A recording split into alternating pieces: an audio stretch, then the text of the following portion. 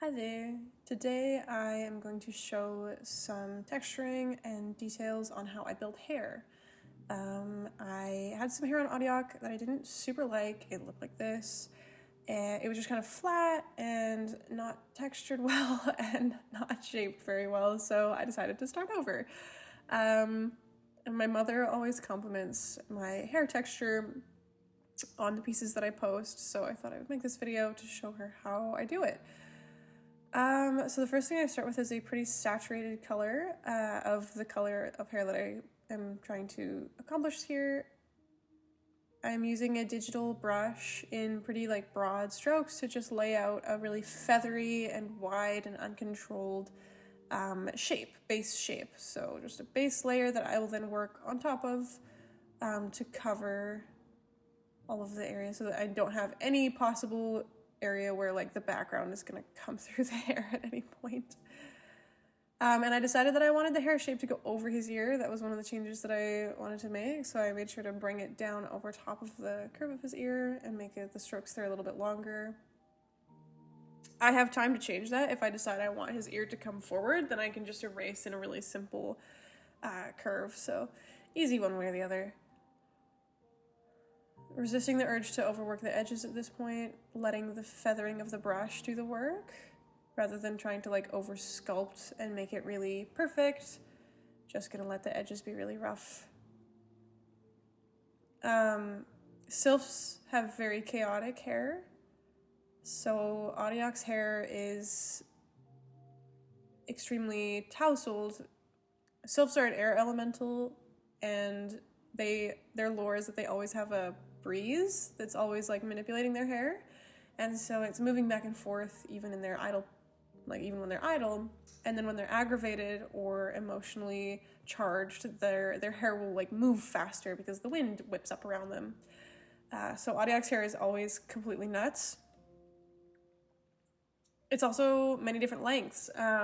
So I'm using longer strokes up at the top to represent longer hair, and I'm just using shorter, choppier strokes along the bottom where his hair is shaved shorter to show that the hair is actually shorter, even though it's all just one color, and it just kind of flattens out. It's the vibe, it contributes to the vibe. The length of the brush stroke matters, just like the speed of the brush stroke matters. If you paint fast, something's gonna feel fast. If you paint slow, something's gonna feel slow. So then I grab a lighter shade of the same color, so I've just gotten it very close to white, but not quite pure white, and I come in with the same brush and add some highlights, some textures, some bounce, some volume to the hair. This is all, right now I'm still just building what I know I'm going to draw on top of later, so I'm intentionally putting a light color down that I know I'm going to go over top of with a dark color, just like I did there. So here I've grabbed a color that is a less saturated, darker version of the base color. So it's not only the base color but darker, it's also less saturated. It has more gray in it and less color pigmentation. And I'm using it to create some shape and some shadow, balance out some of the white, starting to form hair where there's specific locks and specific shapes. And I'm not bringing it too much toward the front, again, making it nice and choppy in the shorter areas. The digital paintbrush that I use works in a pretty fascinating way. It represents a quote-unquote real paintbrush pretty well, in that those moments where I streak through it and it doesn't add more color, it's not a blending tool, it is the brush itself. So when I place the brush down, it deposits an amount of paint onto the digital canvas, and then if I move it back and forth without picking the brush up, just like a real brush, it doesn't add any additional paint, so then you can sort of sweep through the existing strokes back and forth and disperse the paint that you've set down. Only by picking the brush up and putting it back down on the canvas again does the digital brush sort of re-wet or dip into the paint, and then apply a darker color. There I just checked that I still had an outline saved before I erased the lines of the ears so that I could see what I'm doing. I erase a lot of lines because I hate having lines interrupt what I'm doing, so I always have a couple different layers that are hidden away that are storing my line work. Blending out some texture.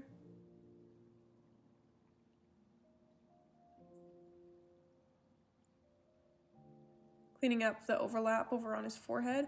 Audioc's face is still quite half-baked. There's still a lot of issues with his face. There's one pretty big glaring issue that I noticed once I recorded, quite honestly, like once I was making the video, that I now know I am going to go back in and fix. And I will tell you what it is at the end so that you don't focus on it if you don't already see it. But just trust me, if you see issues with his face, trust me, I will go fix them.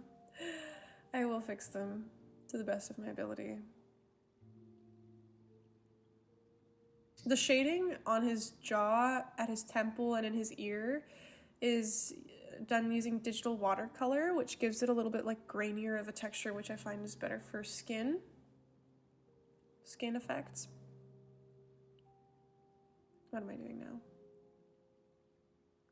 Okay, so here I've grabbed an even darker and more saturated color, and I'm putting it under the base shape of the hair that I have along his face to give it a bit more dimension, to make it look like there's more hair underneath the hair that we're seeing. And I'm gonna go in and blend that out into the edge of the hair a little bit as well. It doesn't stay as like a thick shadow line like that. At this point, it's starting to look like hair. It's still not nearly at the detail level that we want to hit, but it is at least looking soft and like you could put your hand sort of in it and feel something adjacent to hair. So here I'm just blending it out, making it into like, I make the edges into little triangles or little points. Thin hair that is like groomed and cut tends to fall into like little sort of sharp triangles, at least straight hair, which Audioc has straight and thin, like fine hair. And so shaping the individual locks is me trying to communicate his actual haircut. There I try and block out where I want to put that little swoop, but I can't figure it out with the shading, and so I just decide to add regular shadows and then go back and see if I want to deal with that little like overhanging swoop that you can barely see, that I've barely brushed in after, because I can either erase it or I can keep it and try and add a swoop on top. So what I was saying, chopping up the hair is me trying to communicate his actual haircut, where he has longer hair on the top and shorter hair on the bottom. His hair is pretty hard to draw, and that's for a few reasons. Audioc's hair is not a natural color, so not only are there no good reference photos for it, but it's also just actually more difficult to make it look realistic when it's not a realistic color. I have to sort of work a little bit harder to make it come across as a realistic hair when I'm already fighting the fact that it's a very artificial color.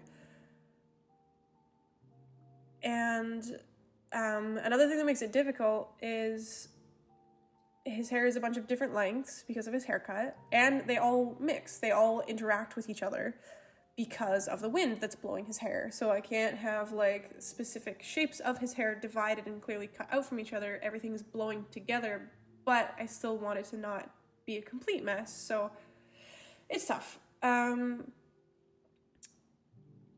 What I often do to texture hair is I draw a lot of individual strands and then I manipulate the opacity of the layer that the strands are on, making them a little bit more transparent so that individual strands can interact with each other without blurring and becoming messy.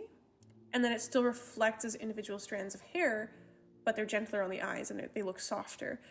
However, if I do that with teal hair, it just becomes like a flat teal mess. It becomes all one shade and doesn't work. So I have to use lines of intentionally lighter and darker shades and values without adjusting the opacity very much. As I texture in the shorter parts of his hair, I have to resist like blending those details out too much, because my temptation is to make everything really smooth and like married, but if I do that, the details disappear as soon as you zoom out, because this piece is actually quite a bit bigger than what we're looking at right here. This is only a fraction of the actual size of the canvas.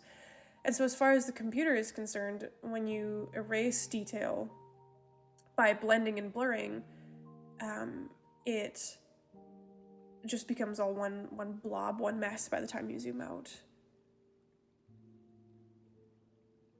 So here I'm just going in and feathering the edges of what I had already laid down with the dark color,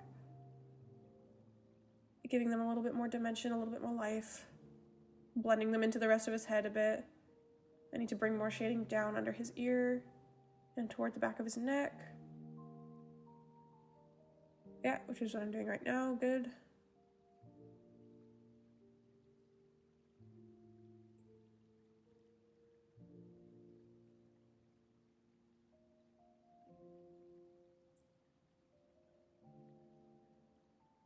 So again, not using a blending tool, just using the digital brush and pushing it around back and forth, pushing the paint around. I am doing, this is on a new layer, by the way, so like every time I change colors, assume I have changed layers, so that I'm placing a color over top.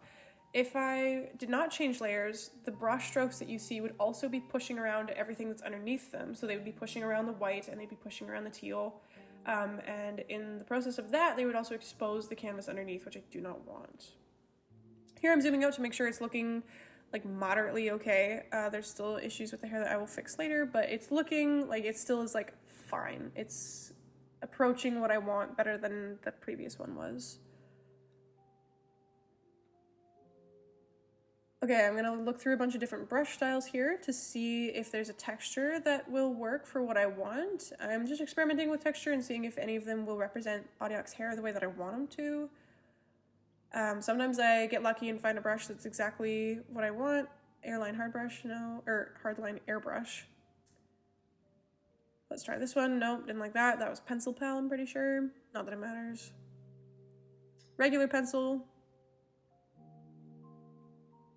Nope. Whatever that was. Trying a bunch of different things with a lighter thing to come in and bring some different texture, because I just wanted to add more shape. Here, okay, so I figured out what brush I want here. This is a regular inking pen. This is one of my most commonly used brushes, of course. This is actually what I use most often to do line work. If I leave line work in a piece, I almost definitely have gone over it with a pen. You can get the pen really, really thin, and you can, it is very consistent in its opacity, so then you can adjust the opacity afterward. But considering that each of those hairs is actually only a few pixels wide, it really lets you get quite thin that a lot of other brushes don't let me get, at least on this program. So I'm making the hairs conflict in their direction to make the chaotic wind be communicated more, so that all of his hair looks crazy and not just, you know, the back. Coming in with a lighter shade to add some more and bring in some more like thicker locks of hair to transition from strands of hair to the body of his hair. This part I get so doubtful because I start thinking like, how am I ever gonna marry this hard line style that's behind the hair to the feathery, like really gentle, wispy, painterly hair that I have in the front. It's a struggle for sure. But I just think, well, I've done this a few times and hopefully I will remember how to do it by the time I get there. So here I'm in between a couple layers. I'm over top of the very first layer that we put down and underneath all the shading layers. So I'm bringing the perimeter hairs into the body of his hair by wedging them in between layers. And taking the color that is on the base layer and sort of dragging it further out to transition from body to strand.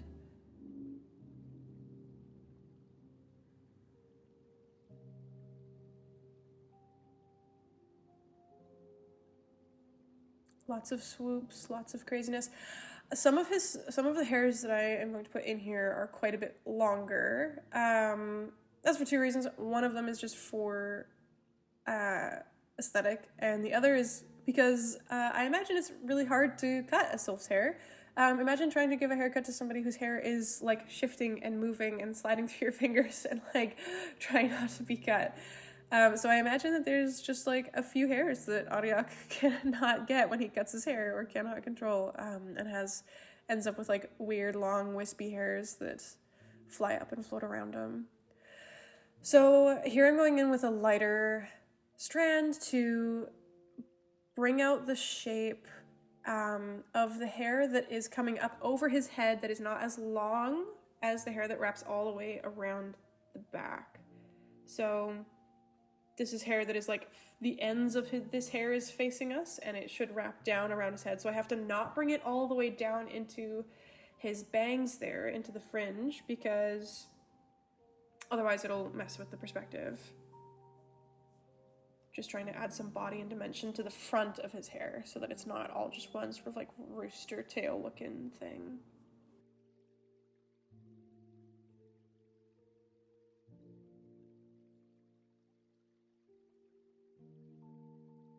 Same thing with the dark lines, using them to add body to the specific pieces of hair that I'm trying to shape and form.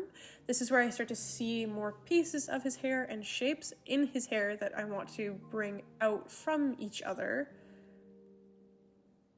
I'm being really careful to not make those lines go too far down into his bangs, just because they would be annoying to cover.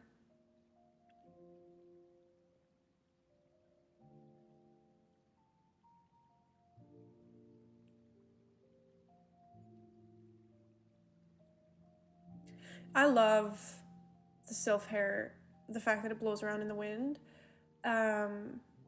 It's also why in the surgery piece that I have up, Caleb, the surgeon, he's also a sylph, and his hair is really like forward and it's also blustering around. And there's papers flying around in the background because it's a very like stressful situation, and there are two sylphs in the room because there's Auriok and Caleb. So I imagine the windstorm that would be happening would just be wild. And so his hair was everywhere, being blown forward with quite a bit of force up sort of around his face. And so same with this one. Auriok's hair is really crazy in this piece because he's being aggressive. He's in an aggravated situation.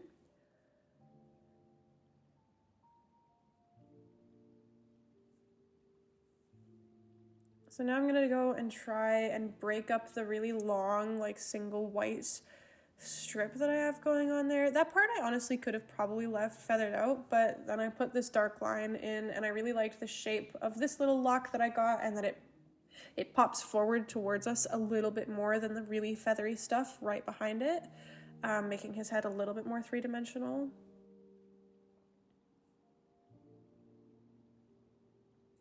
I rely pretty heavily on my after shading and lighting to really make things three-dimensional. So when I do my first round of color and my first layers, I just try and get texture down, and then I finish. I far from finish, but I finish the piece, as in like color everything. Like I do a flat color across everything, and then I add the light source, and then I go back in and I add sharper shadows where sharper shadows should be, and I add the highlights, and I find the thing that makes the most difference is the highlights, but that's just because I am bad at putting black at where black needs to go. So okay, so now I'm beginning to try and marry the textures, try and bring the perimeter hair into the body of the hair, trying to make the textures match a little bit. Here I'm considering blurring it. So there is a blur tool that you can use that just makes the entire layer that you're on a little bit fuzzier. And I often play around with this, especially when doing hair, but one thing that I don't like about blurring is that it's quite a commitment, because the program that I use does have a sharpening tool, which is effectively the opposite of blurring, but it doesn't actually reverse the process. It just sharpens it and makes it really pixelated, which is not what I want. So I usually choose to not blur things until the very, very end. Okay, so here I have latched on to wanting this piece of hair to come forward, and I'm forcing that shape into existence with lighter strands. And trying to figure out visually how this lock of hair transitions into that other lock of hair, just by following the motion.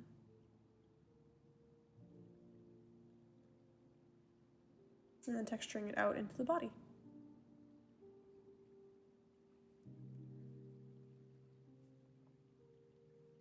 So that shadow line that we added earlier is really forcing that little curved lock of hair to come forward at us. Give Audiac a couple antennae just for fun. Not really, it's just stray strands of hair. Whee! Nope, not that one either. Adding longer, these are the longer strands I was talking about. They really add to the like chaos of his hair, and the individual strands being visible contributes to the texture and dimension of the hair really well. And it's just an aesthetic thing that I like.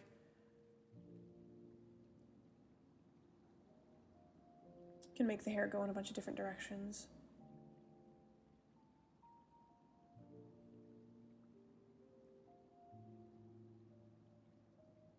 Can make them sweep around and disappear behind the other side of his head to bring his head a little bit more dimension.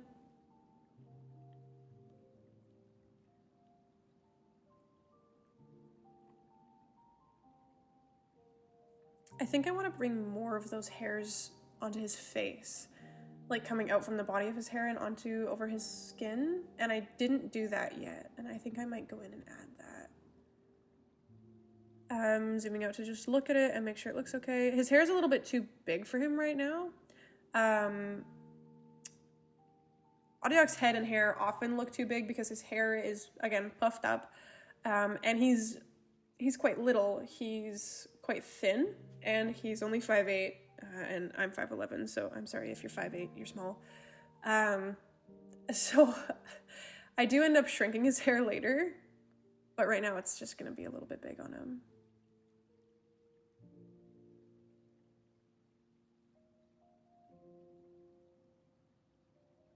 So again, this would be on a completely new layer. I've hit my like 10th layer of hair, at least at this point, with just a new shade of teal. Adding in these miscellaneous like darker strands helps to, it forces the lighter strands to taper faster or more aggressively throughout so that they blend into the body of the hair more. Just like that. Bringing in some sharper shadows to really force the shapes of the hair to come through so that I don't lose track of them when I'm doing shading.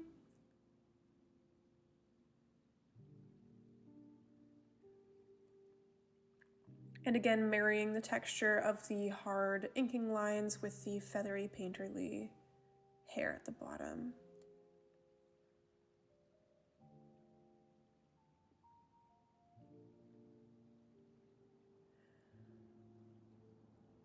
When I don't want to add dark lines anymore, I grab an eraser and erase some of the edges, which I think I'm going to do right here on the center. Erase some of the like sharper corners to make them fade into the hair more rather than draw over top of them, just so that I don't have more and more, like too many conflicting lines.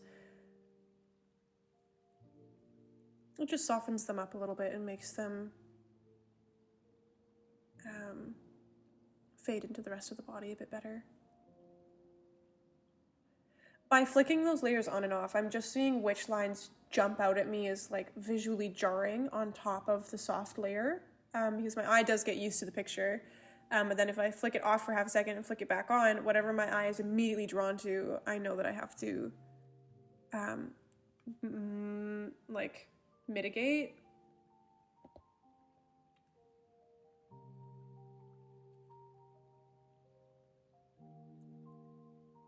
So here's where I'm trying that blurring. So I've just made it a little bit blurrier, and I'm seeing if that texture is more what I expect.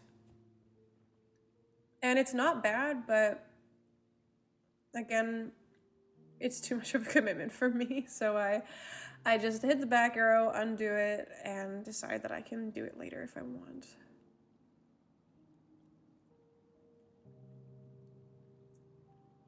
So I'm like pretty happy with how it looks here, but I'm still a little paralyzed with a few little things that I don't like about it.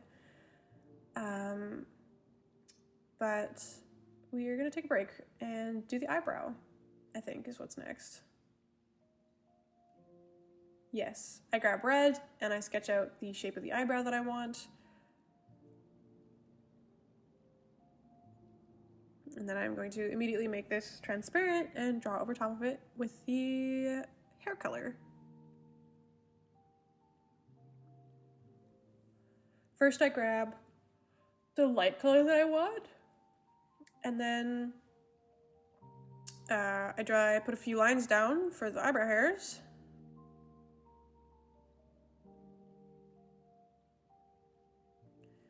And as I do that, I remember how to draw, and I grab a darker color, and I go in with the darker color as the base layer to add the shading and depth of the under eyebrow, like hairs.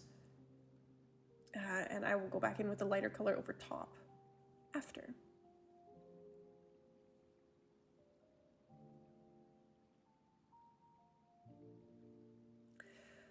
With eyebrows and eyelashes, I generally leave their hairs individual and pretty defined. I find that works better for me.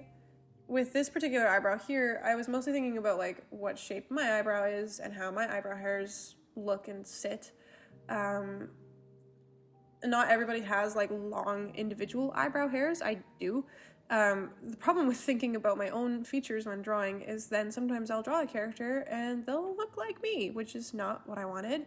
But luckily, Audiox's hair is blue and he does not look like me, so I can draw my own eyebrow on his face and it doesn't look like me. It's fine. His eyebrow is teal and my eyebrow is not teal.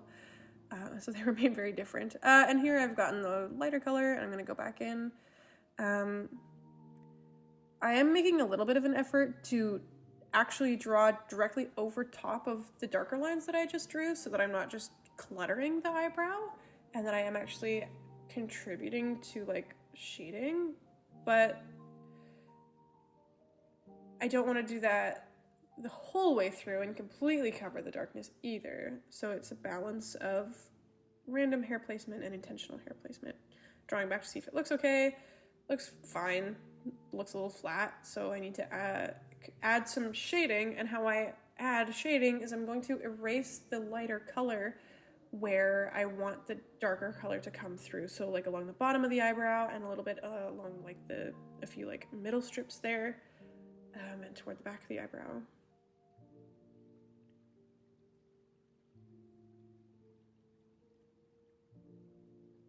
Make the eyebrow a little bit thinner.